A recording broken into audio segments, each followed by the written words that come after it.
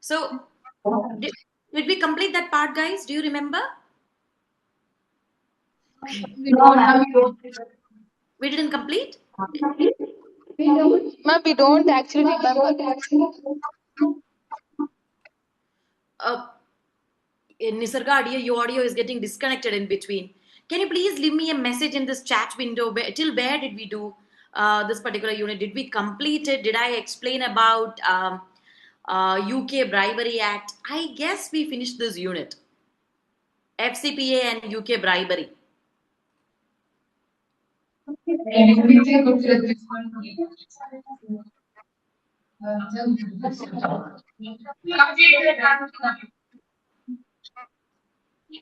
Just leave me a. Okay, Arun Modi. Yes, let me just check. 1 minute. Yes, completed. Thank you. Did we do the questions, dear? Did we do the questions? There were just 7 or 8 questions. Did we do that? We don't remember anything, ma'am. Sorry? Actually, we don't remember anything, ma'am. Ah, neither I do. I don't remember. I don't remember either. That's why. Okay, question number unit 7. Let me just check. 1 minute. Sustainability and sustainability. See, let me just once you see the questions, maybe you will remember whether you did. Okay, ma'am, I can't see and listen. It's disconnected. 13th. Let me see. I'll tell you. If you guys send me messages, then for sure. Okay, we didn't do the questions. We didn't do because I can't see any chat from Sneha, Anusha, etc. I can't see any messages on that particular day. 13th. No, we didn't do the questions. So see, it's okay. We will just start with the questions. So in case you guys forgot, it's okay. Just take this as an occasion to recollect whatever we learned that day. Just check if you guys can answer. So the first question. It's okay. Even if you guys don't remember, it's okay. Okay, just try. With respect to internal control, see, what I'll do, I'll just quickly take you guys through. Let me just quickly revise. So we learned 2 laws actually. One is FCPA. FCPA is Foreign Corrupt Practices Act. Okay, that is by the U.S. government. The act that is okay. The act that is applicable for one second. Let me just take you to that particular page first of all. Okay, Foreign Corrupt Practices Act. It came into practice in 1977, and under this particular act, you cannot give any sort of bribe or anything to any government officials or even to gain or to obtain or retain business. You are not supposed to make any payments to any person to retain or obtain business. Under this, we learned anti-bribery provision and accounting provision. We learned 2. So the first one is anti-bribery provision. As per anti-bribery provision, we are not supposed to make any payment to foreign officials, be it in the form of a bribe or any other form of payment. So no payments to any foreign officials. That foreign official means any foreign politician, any political party to get a business or to obtain a business or to renew a business. Next, we learned about, okay, after that, accounting provision.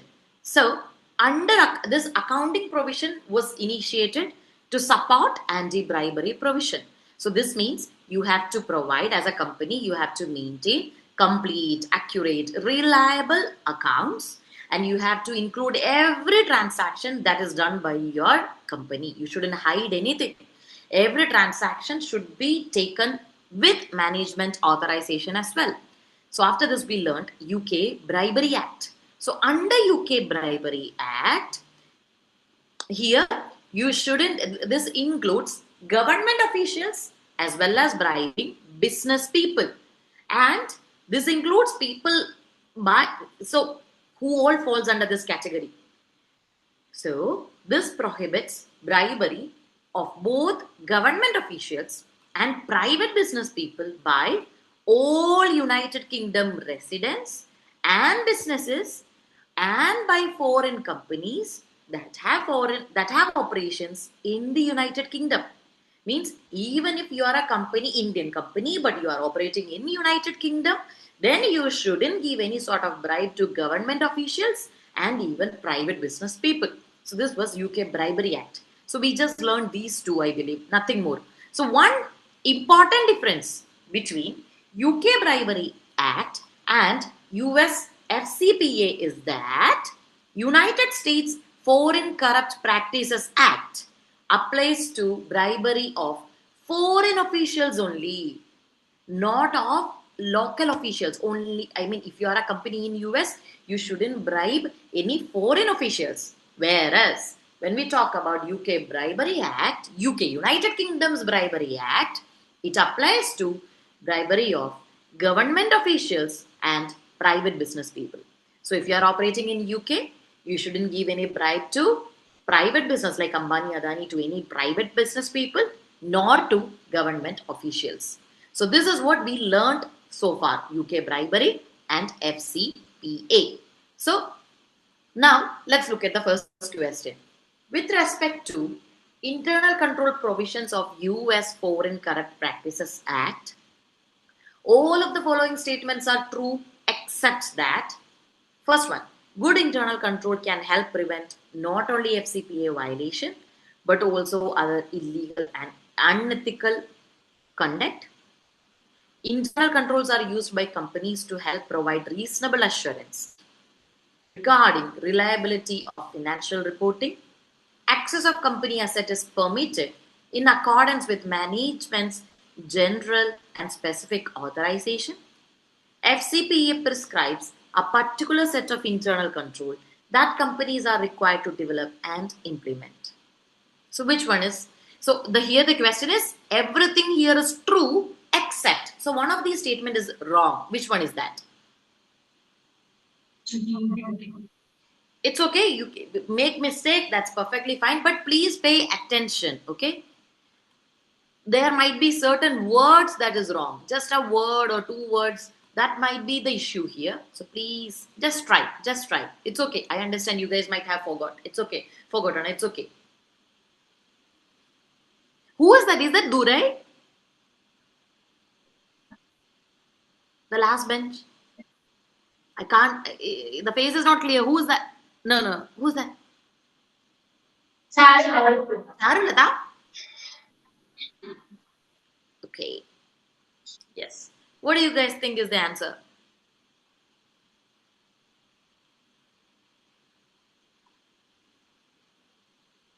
It's okay. I understand you guys might have forgotten. That's perfectly fine. Just try. Which one is wrong here?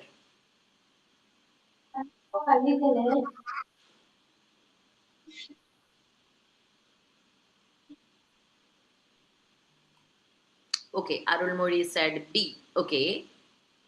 Others?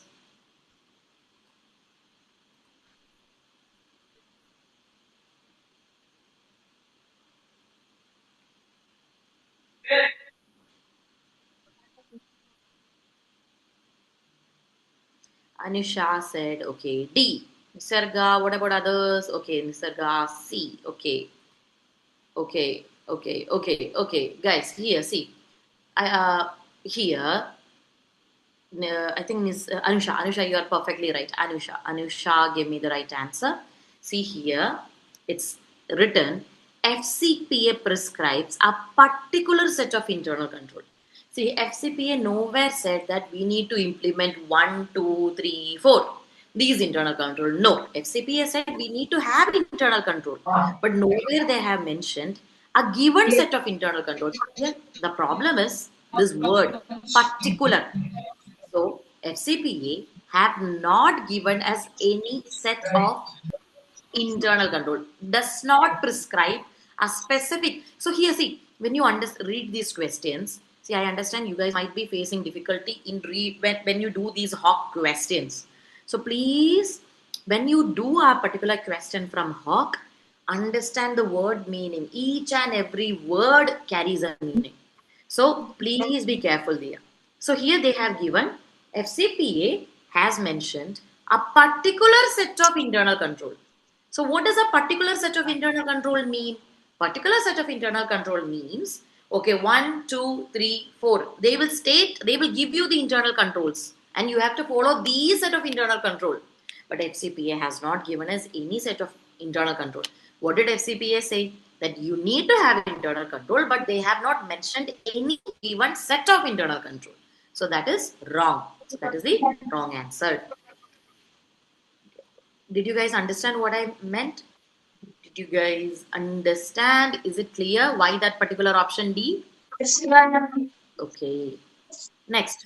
So take your time, guys, take your time, but please read well, okay? So here, see each and every word. So here, the what made this point wrong is this word particular, particular set of internal control, okay?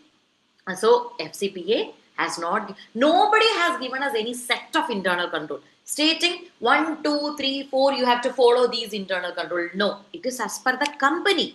If Nisarga owns a company, she can make her own internal control. Okay, she can make. It is not FCPA who makes. It is Nisarga who frames.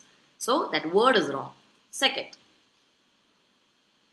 a company is headquartered in the US and has international subsidiaries in several countries. One of the company's international subsidiary created several off-the-book accounts to pay bribe to foreign officials, and these payments were not properly reflected in subsidiaries' books and records.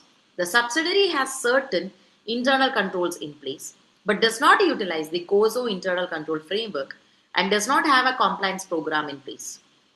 Based on the information presented, all of the following are violation of this by the subsidiary under the internal control provisions of the US FCPA, except the failure to use COSO framework for internal control, lack of a compliance program, use of bribery payment, failure to have internal control to ensure that transactions were appropriately recorded.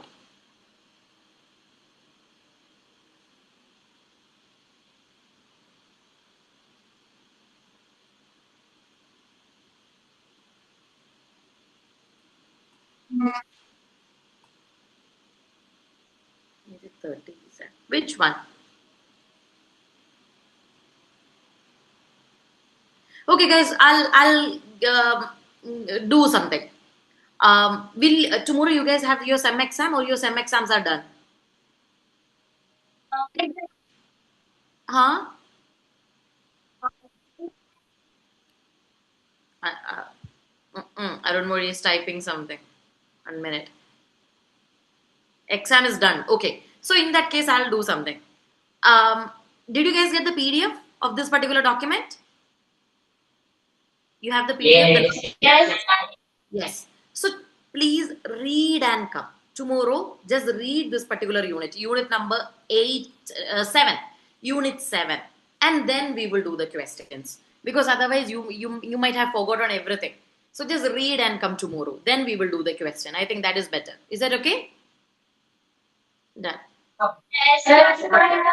So I'll just move on to the next unit today. We will do the next unit today. Okay, I think that is better because you guys won't be able to recollect anything if I discuss these questions now. So we will just go to the next unit, which is a very easy unit: sustainability and social responsibility. So all the hard parts of ethics are actually done. Unit 8 and Unit 9 is very important, but it is easy, comparatively easy, not much difficult. So Unit 8. Unit 8 is about sustainability and social responsibility. So, do you guys know what is sustainability? What is the word meaning of sustainable? You hear this word very often. So, what is sustainable? Have you guys heard this word sustainability? Sustainable. Whenever we do a business, it has to be sustainable. So, what does that mean?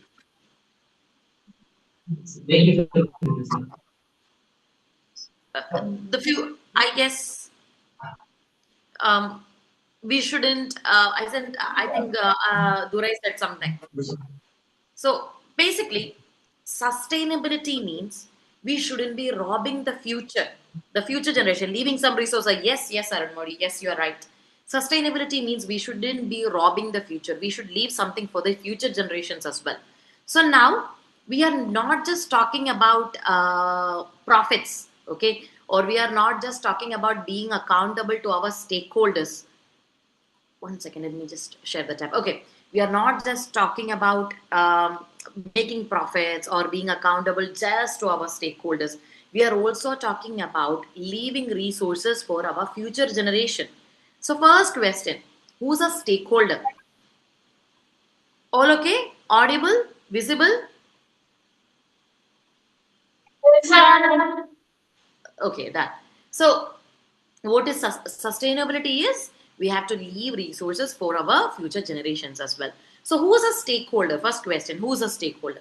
A stakeholder is anybody who is interested in our company. It can be a person, it can be a group or an organization that has an interest in our organization. Okay, and no, whatever actions as an organization we take, it will affect that particular stakeholder. So stakeholder can be an investor, it can be our director, it can be our employee, it can be a supplier, it can be a customer, it can be even this community, the society we live in, the government, trade union, anyone.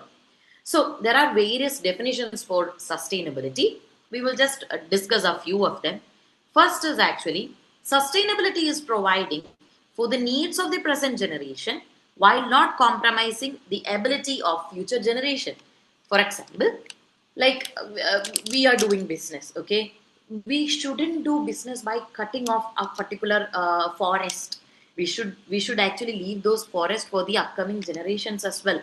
So we should actually provide for the current generation, but we should also provide for the upcoming generations as well.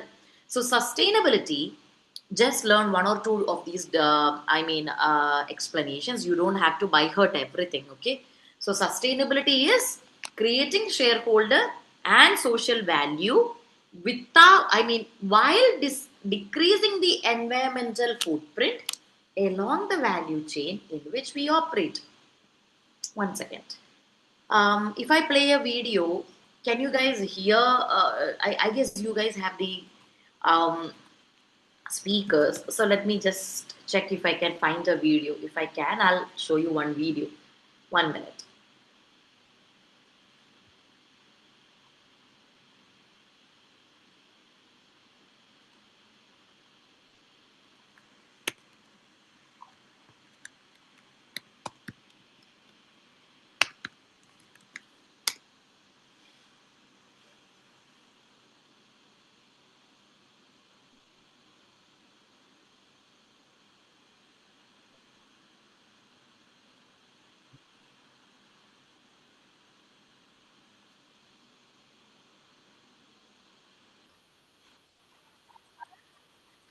Just a second. Let this ad just finish. 1 minute. Let me just see.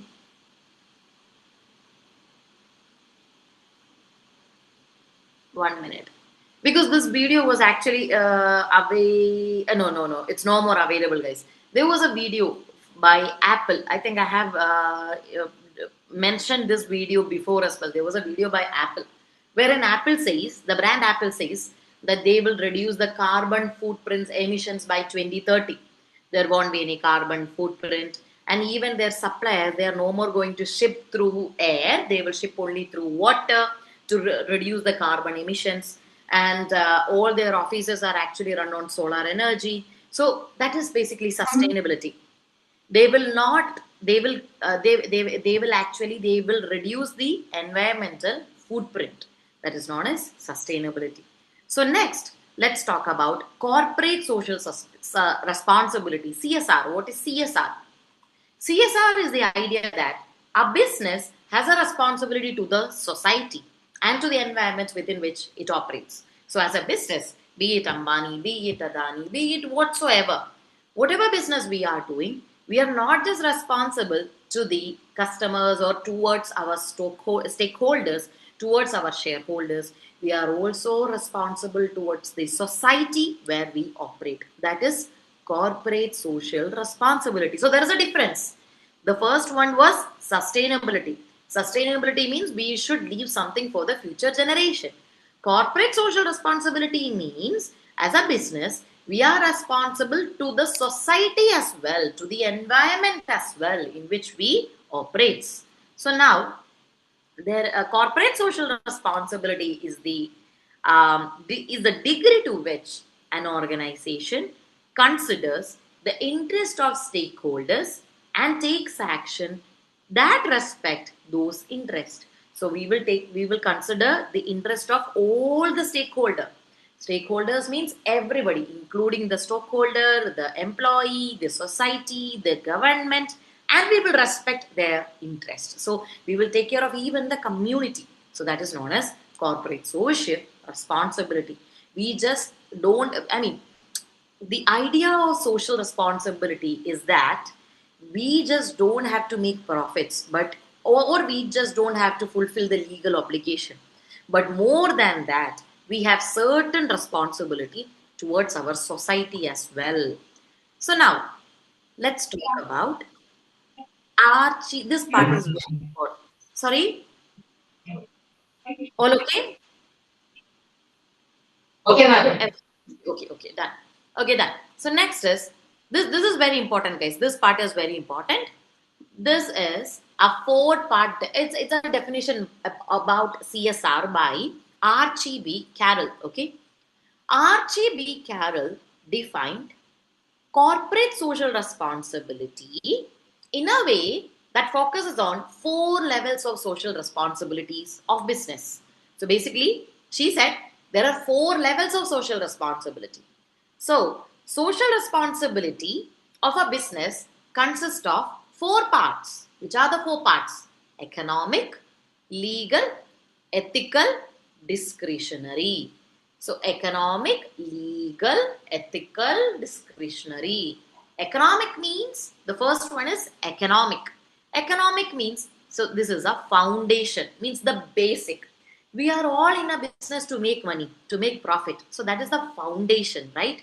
So economic responsibilities are foundational, means the basic ones.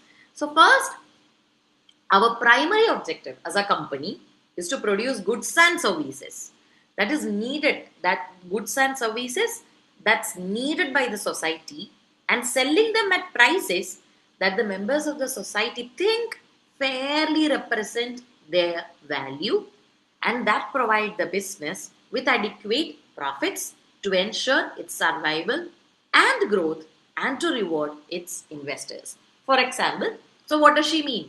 I'm for example, think I'm ITC. ITC, the manufacturer of Classmates book, right? They make these books. ITC is the ITC, right? ITC? Yes, ITC manufactures Classmates, this particular brand. So economic responsibility means ITC should actually make goods and services that is required by the society. There should be demand for this particular product. And I think this book costed me around 55 rupees. I cannot sell this for 150 rupees.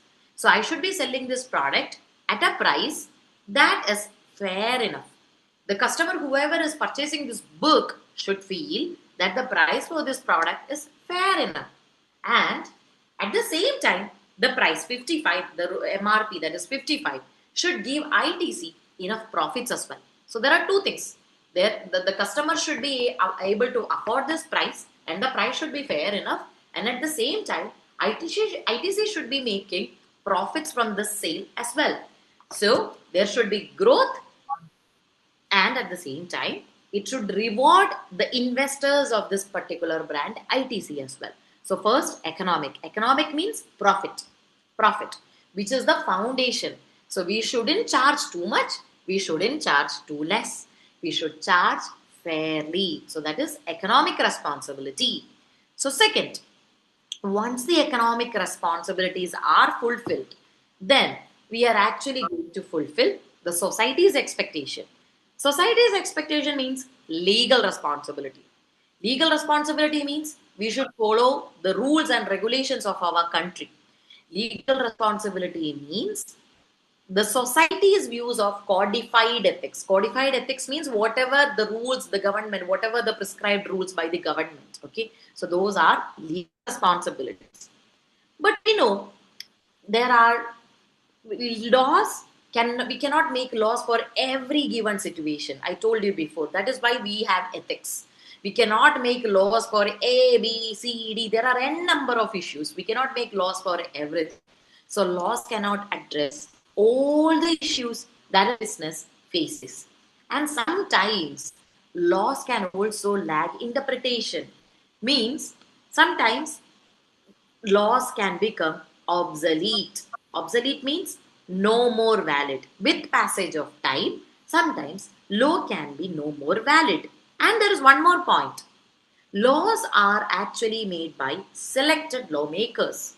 So instead of thinking about what is good for the society, sometimes they think about their own personal benefit and they might even compromise. Now, they are making amendments to each and every law to right to information. They are making many amendments. So, whatever is actually beneficial for that particular political party, they can amend it. So, that is the third mistake here. So, the first is economic responsibility. After that comes legal responsibility. Third one is ethical responsibility. Ethical responsibility means it relates to activities, standards, and practices that is expected by the society, or whatever the society says you shouldn't do. That is not basically, that doesn't fall under the category of law. Ethics is entirely different. So ethics means we have to follow the norms, the principles, the standards that's expected by the society, certain things that's expected by the consumers, or whatever our community believe in. So those are ethical responsibility. So once we fulfill all three, the first one, economic, legal, ethical, then comes the discretionary responsibility. Discretionary responsibility is also known as philanthropic responsibility. Do you know what is philanthropy? Do you have any idea what is philanthropy? Philanthropy. Have you heard this word before? Philanthropy. Do you know any business person who is a philanthropist? Hmm? No, ma'am. No. Have you know a Tata, right? Ratan Tata. He was a philanthropist. Philanthropy means they will do good things for the society, like charity, all that. That's philanthropy. They will without sorry, sorry guys. So philanthropy means we will do things without expecting anything in return. We don't need anything in return. Ratan Tata never needed anything in return from whatever philanthropic activities he was doing. So philanthropy means doing good for the society without expecting anything in return. Okay. So, philanthropy is basically discretionary responsibility. Discretion means, what is discretion? It is up to you. If Santosh wants to do philanthropy, Santosh can do. Like charity, nobody will force. If Santosh is doing business later on, Santosh is a great entrepreneur. Nobody will come and tell Santosh like, okay, Santosh, you need to do this philanthropy. Nobody is going to force it. It is up to him whether he wants to do philanthropy or not. It's his discretion. It is his like, or whatever he prefers. So philanthropy is discretionary. It is voluntary. It is not mandatory. It is not necessary. It is not stated as per law. It is not codified. It is not, but it is not expected. Okay. However, if they are, it is every business's responsibility to give it back to the society. So it is kind of like an implied contract. Implied means something, no, it is not written, but indirectly society believes it's really it is necessary for a particular business to do philanthropic activities. So it's kind of like an indirect contract between the society and the business. Philanthropic activities can be corporate giving, means donations, giving donations. Huh? You can't hear me? Huh. Not audible? What happened? Is it audible? No. But my mic is on actually. 1 minute. What happened?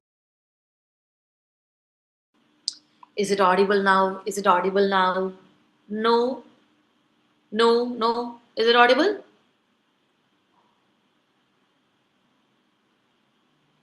It's breaking.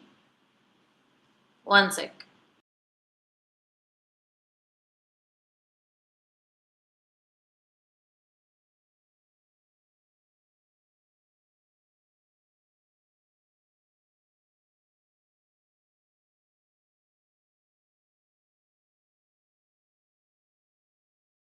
Is it audible, guys? Is it audible now? Audible?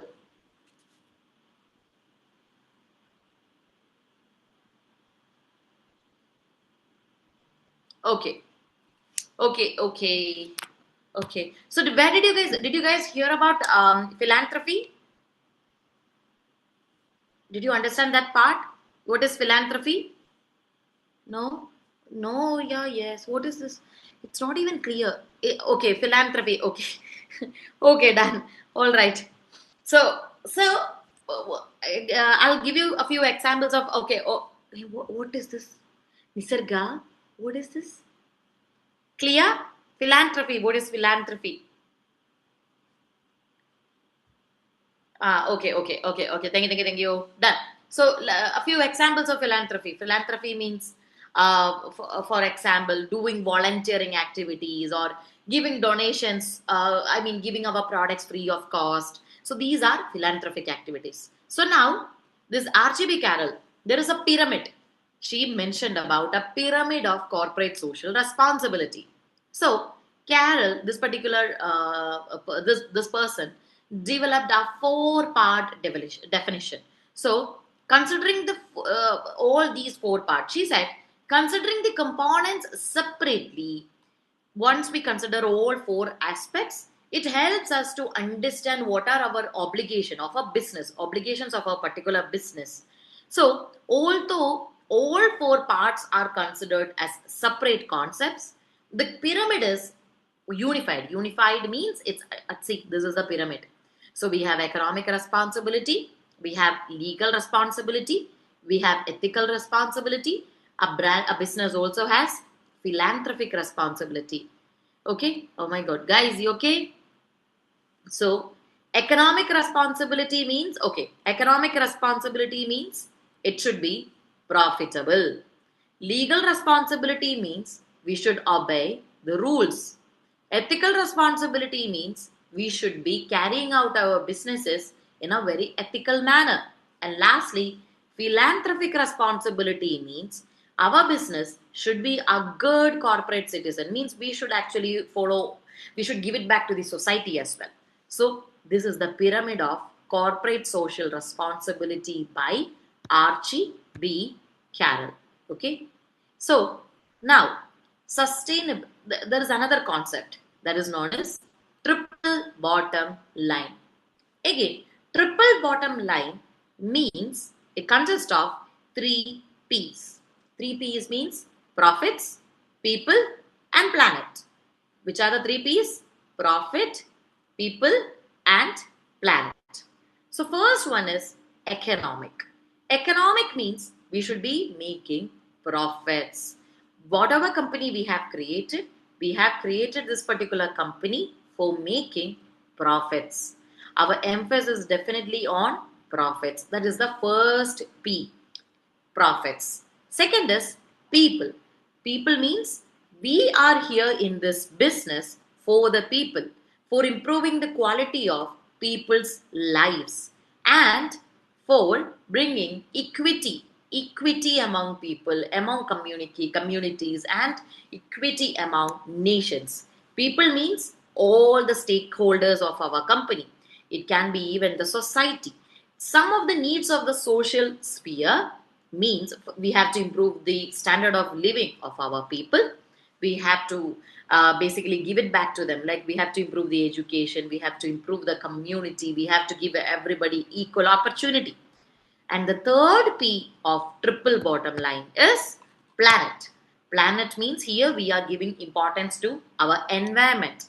We should actually protect our environment, we should conserve our environment, and we have to basically support life. According to the triple bottom line approach to sustainability, we are actually creating long term shareholder value by taking advantages of whatever opportunity is coming in our way while managing associated risk. So, sustainability can be achieved only when all three P's intersect. If you look into this particular image, you will see three P's: people, okay, social means people, environmental means planet, economic means profit. When all three P's intersect, that's when we can say our business is sustainable. So this is known as triple bottom line. So social, environmental, economic, all three spheres have to intersect. That's when we can say we are actually a sustainable business. So this is known as triple bottom line. So guys, everyone, Ma'am, okay. ma'am, So yeah, ma'am, can you, one sec, one ma'am, sec, one everyone sec. are, You want just a break or uh, ma'am, can you please end the section, ma'am? sorry? Ma'am, everyone are sleepy, ma'am. No Okay, one is able to understand. done. You want me to reschedule the class? Just a second. Let me just Yes, ma'am. call. One second. Ma'am, tomorrow, ma'am. Tomorrow, what time will Oh, that be? Tomorrow, 2:30. Okay, let me just call Mr. Your Srirat sir. Just give me a minute. Let me just check. 1 minute. okay.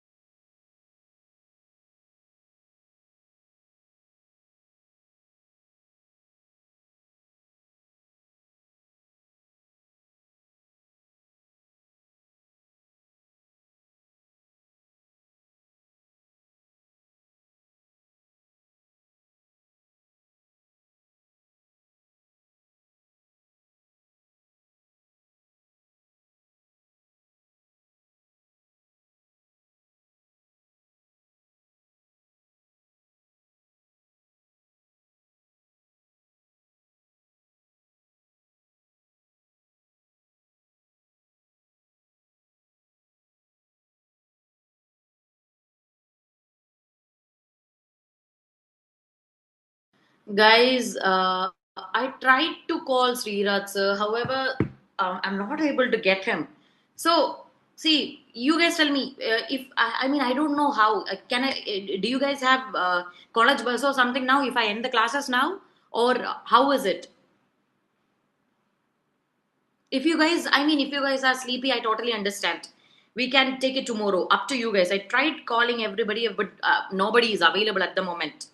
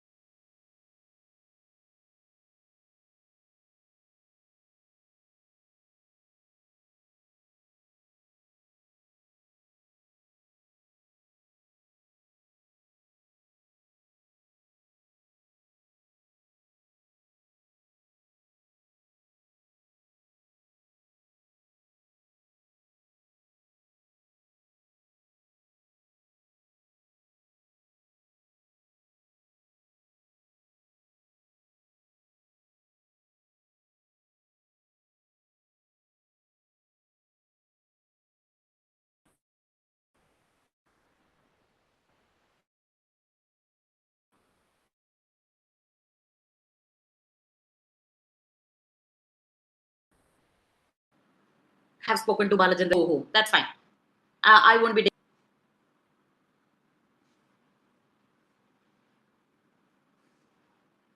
Bye bye.